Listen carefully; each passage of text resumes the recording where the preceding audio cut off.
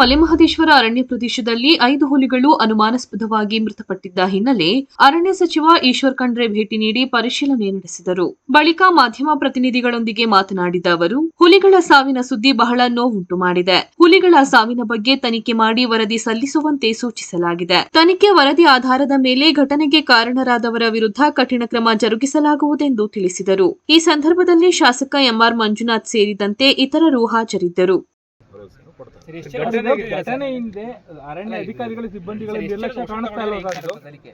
ನೋಡಿ, ಈಗ ಘಟನೆ ಯಾಕಾಗಿದೆ, ಯಾವ ಕಾರಣಕ್ಕಾಗಿದೆ, ಇವೆಲ್ಲ ಆಸ್ಪೆಕ್ಟ್ಸ್ ಏನಿದೆ ಅಲ್ಲ, ಅಥವಾ ಯಾವುದಾದ್ರೂ ನಿರ್ಲಕ್ಷ್ಯ ಇದೆಯಾ? ಯಾಕೆಂದರೆ ಘಟನೆ ಆದ ತಕ್ಷಣ ಭಾಳಷ್ಟು ದೂರುಗಳು ಬರ್ತವೆ. ಆದರೆ ಇವೆಲ್ಲ ದೂರುಗಳನ್ನು ಕೂಲಂಕುಷವಾಗಿ ಪರಿಶೀಲನೆ ಮಾಡಿ ಸಮಗ್ರವಾಗಿ ತನಿಖೆ ಮಾಡಿ ವರದಿ ಕೊಡಿ ಅಂತ ಹೇಳಿದ್ದೇವೆ. ವರದಿ ಆಧಾರದ ಮೇಲೆ ಇವತ್ತು ಕಾನೂನು ರೀತಿಯ ಕ್ರಮ ಜರುಗಿಸ್ತಾರೆ. ರಸ್ತೆಯಿಂದ 50 ಮೀಟರ್ ದೂರ ಇಲ್ಲ, 5 ಹುಲಿ ಸತ್ತು ಹೋಗ್ತವೆ.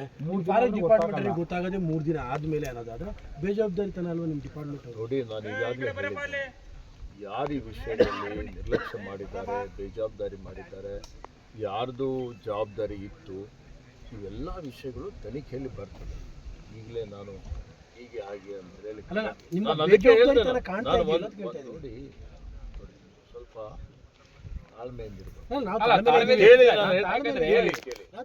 ನಾನು ಈಗಾಗಲೇ ಹೇಳಿದ್ದೇನೆ. ನೋಡಿ, ನಾವೇನು ಟರ್ಮ್ಸ್ ಆಫ್ ರೆಫರೆನ್ಸ್ ಕೊಟ್ಟಿದ್ದೇವೆ, ಉನ್ನತ ಮಟ್ಟದ ಒಂದು ಸಮಿತಿಯನ್ನು ರಚನೆ ಮಾಡಿದ್ದೇವೆ ತನಿಖೆ ಮಾಡಲಿಕ್ಕೆ, ಇವೆಲ್ಲ ವಿಷಯಗಳು ಅದರಲ್ಲಿ ಸೇರಿಸಿದ್ದೇವೆ. ಸರ್, ಯಾಕಂದ್ರೆ ಅದಕ್ಕೆ ಹೇಳ್ತಾ ಸರ್, ಈಗ ತಾವು ತನಿಖಾ ಸಮಿತಿಯನ್ನ ಮಾಡಿದಿರಾ, ಆ ತನಿಖಾ ಸಮಿತಿ ಅರ್ಧದಷ್ಟು ಜನ ಈಗ ಸ್ಥಳಕ್ಕೆ ಬರೋದಿಲ್ಲ, ಅವ್ರು ಇನ್ನೂ ಇಲ್ಲಿ ಬಂದಿಲ್ಲ, ಕೆಲವರು ರಜಾ ಹಾಕಿ ಹೋಗ್ತಾರೆ, ಗಂಭೀರವಾಗಿ ತಗೊಂಡಿಲ್ವಾ ಅಂತ. ಸಮಿತಿ ಮಾಡಿದ್ರೆ ಸಂತೋಷ, ಖುಷಿ, ಬಟ್ ಎಲ್ಲಿದ್ದಾರೆ? ಅತ್ಯಂತ ಗಂಭೀರತೆಯಿಂದ ನಾವು ಪರಿಗಣನೆ ಮಾಡಿದ್ದೇವೆ. ಈಗಾಗಲೇ ಕೆಲವೊಂದು ಅಧಿಕಾರಿಗಳು ಬಂದಿದ್ದಾರೆ, FSL ರಿಪೋರ್ಟ್ಗೆ ಕಳಿಸಿದ್ದಾರೆ. 3 ದಿವಸದಲ್ಲಿ 4 ದಿವಸದಲ್ಲಿ FSL ರಿಪೋರ್ಟ್ ಬರ್ತದೆ. ಪೊಲೀಸರು ಈಗಾಗಲೇ ತನಿಖೆ ಪ್ರಾರಂಭ ಮಾಡಿದ್ದಾರೆ. ಇಲ್ಲಿ ಯಾರು ಕಾಲ್ ಡೀಟೇಲ್ಸ್ ಏನಿದೆ, ಯಾರ್ಯಾರು ಇವತ್ತು ಮೊಬೈಲಲ್ಲಿ ಇಲ್ಲಿ ಮಲೆಮಹದೇಶ್ವರ ಬೆಟ್ಟದ ಉದ್ಯಮ ಅರಣ್ಯ ವಲಯದಲ್ಲಿ ಏನು ನಿನ್ನೆ ನಮಗೆ ಒಂದು 4 ಅದರ ಮರಿಗಳು ಸತ್ತಿದ್ದಂಥದ್ದು ಭಾಳ ಒಂದು ದೊಡ್ಡ ದುರಂತ. ಭಾಳ ನೋವಾಗಿದೆ, ಭಾಳ ದುಃಖ ಆಗಿದೆ. ಇಲ್ಲಿಗೆ ನಾನು ಖುದ್ದಾಗಿ ಭೇಟಿ ಕೊಡಬೇಕು ಅಂತೇಳಿ ಹೇಳಿ ಎಲ್ಲ ಕಾರ್ಯಕ್ರಮಗಳನ್ನು ರದ್ದು ಮಾಡಿ ಶಾಸಕರ ಜೊತೆಯಲ್ಲಿ ಮತ್ತು ಅಧಿಕಾರಿಗಳ ಜೊತೆಯಲ್ಲಿ ಚರ್ಚೆ ಮಾಡಿ ಇವತ್ತು ಇಲ್ಲಿಗೆ ಬಂದಿದ್ದೇನೆ. ಈ 5 ಹುಲಿಗಳು ಏನು ಮೃತಪಟ್ಟಿದ್ದಾವೆ, ಅಂತ್ಯಕ್ರಿಯೆಯಲ್ಲಿ ಭಾಗವಹಿಸಿದ್ದೇನೆ. ಪ್ರಾಥಮಿಕ ಹಂತದಲ್ಲಿ ಇದು ವಿಷಪ್ರಾಶನದಿಂದ ಆಗಿದೆ ಅಂತೇಳಿ ಹೇಳಿ ನಮಗೆ ಮಾಹಿತಿ ಬರ್ತಾರೆ. ಈಗಾಗಲೇ ಒಬ್ಬ ವೆಟರ್ನರಿ ಡಾಕ್ಟರ್ ಅವರು, ನಮ್ಮ ಹಿರಿಯ ಅಧಿಕಾರಿಗಳು, NTC ಇಂದ ಒಬ್ಬ ಪ್ರತಿನಿಧಿ, ಹೀಗೆ ನಾವೇ ನಿನ್ನೆನೇ ನನಗೆ ಗೊತ್ತಾದ ತಕ್ಷಣ ಉನ್ನತ ಮಟ್ಟದ ಒಂದು ಸಮಿತಿಯನ್ನು, ತನಿಖಾ ತಂಡವನ್ನು ರಚನೆ ಮಾಡಿದ್ದೇನೆ. ಶೀಘ್ರದಲ್ಲಿ ವರದಿ ಕೊಡಲಿಕ್ಕೆ ಸೂಚನೆಯನ್ನು ಕೊಟ್ಟಿದ್ದೇನೆ. ಇವತ್ತು ಈ ಒಂದು ದುಷ್ಕೃತ್ಯದಲ್ಲಿ ಯಾರೇ ಭಾಗಿಯಾಗಿದ್ದರೂ ಅಂಥವ್ರ ಮೇಲೆ ಕಾನೂನು ರೀತಿಯ ಕಠಿಣವಾದಂಥ ಒಂದು ಕ್ರಮ ನಾವು ಜರುಗಿಸ್ತೀವಿ ಅನ್ನುವಂಥ ಒಂದು ಮಾತನ್ನು ಇಲ್ಲಿ ಹೇಳಿಕೆ ಬಯಸ್ತಾ ಇದ್ದೀನಿ. ಮತ್ತು ಈ ಭಾಗದಲ್ಲಿ ಅರಣ್ಯ ಅಂಚಿನಲ್ಲಿರುವಂಥ ಏನು ಜನ ಇದ್ದಾರೆ, ಅವರಲ್ಲಿ ಜಾಗೃತಿ ಮೂಡಿಸುವಂಥದ್ದು, ಅವರಲ್ಲಿ ಅರಿವು ಮೂಡಿಸುವಂಥದ್ದು ಭಾಳ ಅವಶ್ಯಕತೆ ಇದೆ.